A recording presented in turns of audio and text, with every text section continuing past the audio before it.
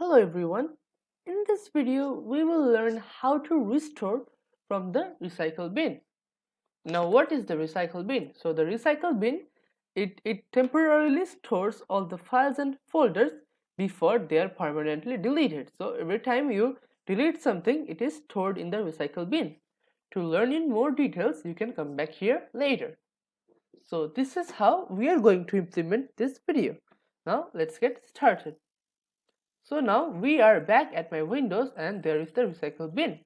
So I'm going to open this and there is the renamed folder. If I want it back at my desktop from where I deleted this, I will simply have to right click on this folder, and just click on restore. And now this recycle bin, it is moved from here and now it is back at my desktop. This is the renamed file. So this is how you restore a file or a folder from the recycle bin. Now let's have a look at the summary. So in this video we have learned how to restore a file or a folder or a program from the recycle bin. So thank you for watching.